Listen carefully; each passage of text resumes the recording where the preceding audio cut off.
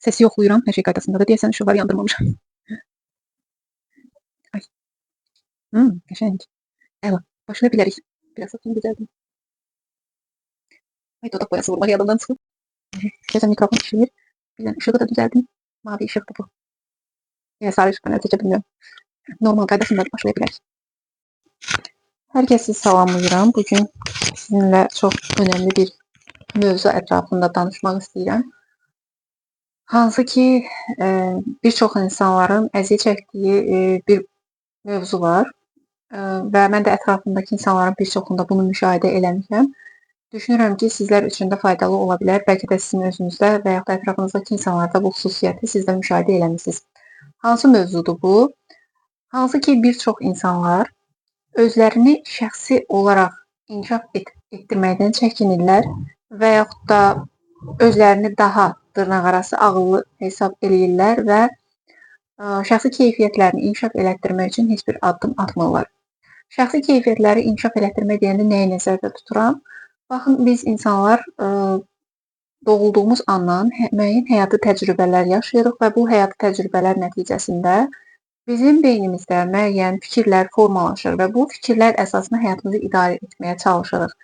Məsələn, mən doğulduğum anda deyək ki, mənim bu əşya ilə bir tanışlığım yaranır, bu əşya haqqında müəyyən bir fikrim formalaşır və ömrümün axırına qədər bu əşya haqqında bildiyim fikir, əgər mən növbəti dəfə bu əşyanı fərqli bir formada görməsəm, bu əşya haqqında fərqli bir məlumat almasam, o beynimdəki ilk yaranmış fikir məni idarə eləməyə başlayır.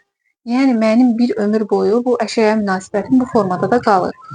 Biz insanlarda da bəzi insanları nəzərdə tuturam, həyatında olan hadisələrə, insanlara, ümumiyyətlə, dünyaya qarşı müəyyən təsəvvürləri formalaşır həyatının ilk illərində və həyatının sonraki illərində də həmin təsəvvürlər, həmin düşüncələr əsasında ətrafındakı hadisələrə, insanlara münasibət bildirməyə çalışırlar. Məsələn, həmin o qəlib düşüncələrdən bir neçəsini səsləndirim. Oğlanların fikirlərində olur, qız açıq geyinməz, ay nə bilim, qız abırlı olar, qız əxlaqlı olar və yaxud da qızların düşüncəsində olur ki, oğlanlar daha ciddi olmalıdır və yaxud da yaxşı qız qapalı geyinər və yaxud da bu kimi fikirlər səsləndirməyə çalışırlar. Bunların hər birini mən qəlib düşüncə adlandırıram. Qəlib düşüncəli insanların əsas xüsusiyyətlərindən biri də o olur ki, onlar öz beynindəki düşüncələrin əksinə və yaxud da o düşüncələrdən fərqli bir düşüncə görəndə avtomatik olaraq ona reaksiya verməyə çalışırlar. Məsələn, mənim bir qəlib düşüncəm var ki, tutaq ki, qız qısa qol köynək geyinməz. Həmin bu qəlib düşüncəm mənim dəyərlərimi formalaşdırıb və mən qısa qol geyinən bir qız görəndə avtomatik olaraq ona qarşı neqativ bir fikrim yaranır. Ki, qız qısa qol geyinməz, qısa qol geyinən qız necədir? O, beynimdə formalaşdırdığım fikrini onunla əvəzləyirəm. Və nəticədə məndə dar bir təfəkkür formalaşmağa başlayır.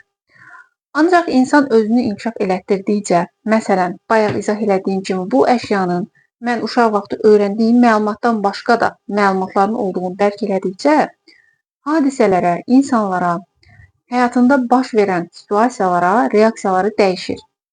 Yəni, mən başa düşürəm ki, artıq, tutaq ki, qısa qol geyinən qız heç də əxlaqsız deyil və yaxud da, məsələn, bütün boşanan insanlar heç də pis insanlar olmur. Bütün münasibətlər heç də zəhərləyən, toksik münasibət olmur. Bu kimi fikirlərdən yavaş-yavaş azad olmuş oluram. Bu baxımdan da mən düşünürəm ki, insan həyatında şəxsi inkişafa xüsusilə önəm verməlidir. Bu arada onu da qeyd edeyim ki, insanın həyatında şəxsi inkişaf çox önəmlidir və insanlar öz düşüncələrində şəxsi inkişaf anlayışını tamamilə fərqli formada mənimsəyib. Şəxsi inkişaf deyəndə əksər insanlara şəxsi inkişaf nədir sualını verəndə, məsələn, mənim aldığım cavablardan biri bu olur ki, şəxsi inkişaf insanın dil öyrənməsidir, hər tərəfli dünya görüşünün olmasıdır. Düzdür, bunlar pis bir şey deyil. İnsanın dil öyrənməsi, dünya görüşünün olması, onun hadisələrə baxış bucağını dəyişə bilir. Amma mənim nəzərdə tutduğum şəxsi inkişaf insanın şəxsi keyfiyyətlərinin dəyişməsidir. insanın o uşaqlıq dövründən özündə formalaşdırdığı qərib düşüncələrini dəyişdirməsidir. Yəni hadisələrə, insanlara, həyatına baş verən situasiyalara fərqli baxış tərzinin formalaşdırılmasıdır şəxsi inkişaf. Deyək ki, həyatımızda çox çətin bir məqam yaranır. Məsələn, biz öz yaxın bir şəxsi, həyatımızda olan yaxın bir şəxsi itiririk. Bu valideynlərimizdən biri ola bilər və ya da bağlı olduğumuz şəxslərdən biri ola bilər. Bunun mənə göstərdiyi təsirlə, məsələn, qonşuya göstərdiyi təsir eyni deyil. Mənim hadisəyə verdiyim reaksiya ilə onun hadisəyə verdiyi reaksiya eyni olmur. Nəyə görə? Çünki mənim qəlib düşüncələrim fərqli formada olur, onunki fərqli formada olur. Biz o zaman reaksiyalarımızı tam belə olğun bir şəkildə verə bilirik ki, biz şəxsi keyfiyyətlərimizi daha üst səviyyəyə gətirmiş oluruq. Şəxsi inkişaf bunun üçün faydalıdır və bunun üçün lazımdır insana. Yəni bizim hazırda situasiyaya verdiyimiz reaksiya həmin o qəlib düşüncələr əsasında baş verir. Amma daha olğun bir vəziyyətə gəldikcə, həmin hadisələrə daha geniş bir baxış bucağı özümüzdə formalaşdırdıqca, ona verdiyimiz reaksiyaları daha dərindən araşdırdıqca biz şəxsi keyfiyyətlərimizdə üstünlük qazanmış oluruq. Yəni dil öyrənməklə, dünya görüşümüzü artırmaqla buna çox cüzi şəkildə təsir elədiyimizi düşünürəm. Şəxsi keyfiyyətləri inkişaf elətdirmək tamamilə fərqli bir şeydir. Burada psixoloji dəstəyin olması çox vacibdir ki, insan özünün davranışlarını, düşüncələrini daha yaxından görür, daha yaxından kəşf eləyir və onun üzərində işləməyə başlayır. Məsələn, insan tanıyıram ki, xarici ölkədə təhsil alıb, Azərbaycanda da təhsil alıb, nə qədər iş təcrübəsi var. Amma hadisələrə verdiyi situasiya çox infantil dərəcədədir. Yəni 12-13 yaşlı bir yeniyetmənin verdiyi reaksiyaları verir. Nəyə görə? Onun savad, məntiq, analiz səviyyəsi yüksəlib, amma şəxsi inkişaf baxımından daha aşağı səviyyədədir.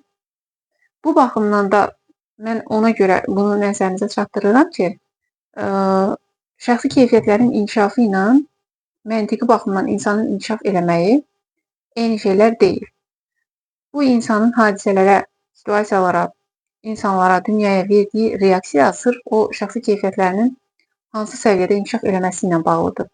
Bu şəxsi keyfiyyətlərin inkişaf etdirilməsi üçün biz müəyyən kitablardan istifadə edə bilərik, kitablar oxuya bilərik, müəyyən filmlər izləyib oradakı aktyorların hadisələrə verdiyi reaksiyalara baxaraq təqlid edə bilərik.